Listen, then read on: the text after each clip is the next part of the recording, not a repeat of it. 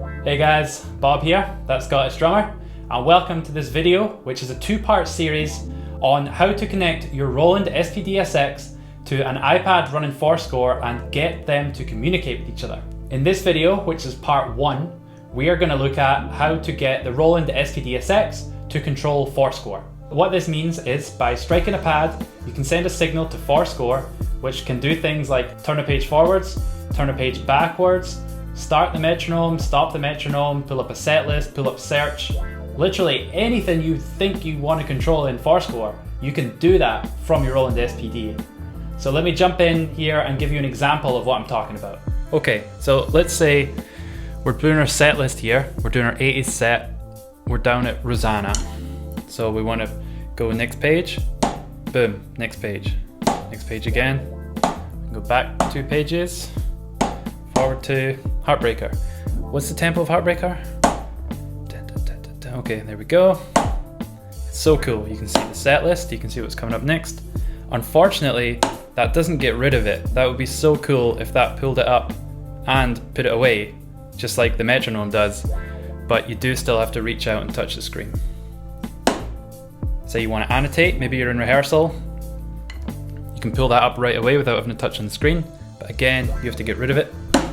Search, maybe the MD has called a song that's not in the set, so you can pull this up real quick, just type, find it. Again, you have to touch to get it away. And maybe rearrange, maybe some of your charts are in the wrong order. You can pull this up, rearrange them, whatever you want. So that's a quick example of my forScore kit with some MIDI commands set up. So I've been using forScore now for 5 years, and I did not know that the MIDI integration went this deep in this app. Like, I use this almost every night on cruise ships while I'm working there gigging like 8 months at a time. And if I had known this then, man, I would have used it, but I didn't. So I just recently found out and I had to dive into this, and I'm sharing with you guys what I found out. Quick heads up before we start. Although the Roland SPD-SX supports MIDI over USB, this doesn't work with the iPad. This is because you need to download the drivers for it on a Mac or a PC, and you simply can't do that on the iPad. So things need to be class compliant to work with an iPad. This is not, but the way around it is to use the MIDI in and outs on the back of the SPD. So what do we need to get this working? First of all, you need an iPad running forScore. This can be any iPad. Personally, I have the 2015 12.9 inch iPad Pro. 2, you're gonna need the Roland SPD-SX. Everything I'm doing in these videos are specific to that, but this actually works with any MIDI controller connected to forScore. And 3, what you need is a MIDI interface that connects the SPD MIDI in and out to your iPad. Roland make a good one, the UM1. The way I have it set up, I have the MIDI in and out go to my USB interface, which is Focusrite, and I have that go into the iPad. So that works as well, as long as it's a USB interface. The 4th and final thing we're going to need is the USB 3 camera adapter. Now, I strongly recommend buying the one from Apple. I know it's expensive. I picked mine up used, but this does have 2 ports, so you can plug your USB in, and then you can also plug in for power, which is great because you don't want to lose power on stage halfway through a set, halfway through your gig. You do not want that to happen. I will leave links to everything I just mentioned in the description down below. Now that we've got through all of that, let me jump over here and I'll show you how I set up the SPD. So we're going to get the SPD-SX all set up. So first of all, you want to go into menu, you want to navigate down to setup here, and then you want to go to option all the way to the bottom, enter. You want to make sure that your USB mode is audio/MIDI and not the wave manager. And if you do have to change that, you have to power it off and power it back on for that change to take effect. Then I would recommend you build a new kit. I have one here called forScore, which obviously I use for forScore. What we're going to do is we're going to build a kit and we're going to keep that as the default, but have it that we can copy that kit when we need. So we're going to assign some MIDI values to certain pads. Now you can see I have the top 3 shoulder pads. I've got them labeled. So I've got back page, metronome, forward a page. And I do this so that I can use these 6 bigger pads as my audio. So I've got my MIDI controls up top, and then my audio samples down here. So we're going to go to the menu, we're going to go to kit, and then we're going to go over to MIDI. So MIDI channel is global. That means we're on channel 10. That is the global MIDI channel. So you can just leave that there.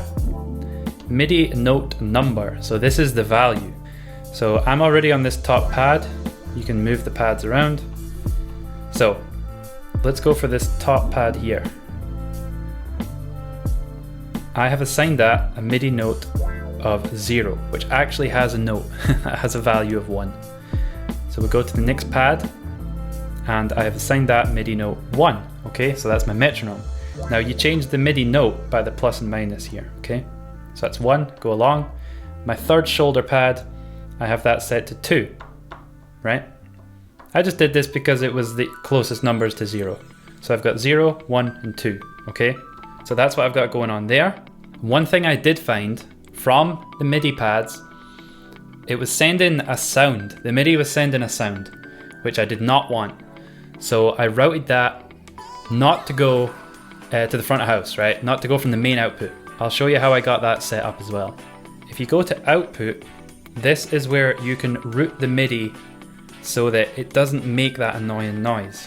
You can see these ones are going to phones only. So they're not going to the master output like the others are. They're going to the phones only, which means if you're taking this to a gig or if you're in a theater, they're going to take the left and right out as the master and they're not going to get that signal, right? So that's one way around it that I've found. And that's pretty much it. That's how you get it set up and all ready to go. Like I say, you want to save that kit as your template essentially, and then to copy that, you just go quick, and then this is where you can rename it as well. But you've got kit name, kit copy, right? So you can copy and paste to a different number and still keep all those MIDI values that you've set up, and that will show you how to set up in forScore. Okay, so we're here in forScore. What we're going to do is tap up the top and then go to settings down the bottom here. First thing you should do, go to MIDI, make sure send commands has a tick next to it. So just tap that on, and then we go to page turners and shortcuts. Now these are all your MIDI commands. This is everything that you can control. You can see some of the keyboard shortcuts there, and these numbers are what I've already assigned. So yours will probably all be empty. So I'll reset just so that we're on the same page here. Okay, so you just find the command that you want to do. So for me, I want to set up next page.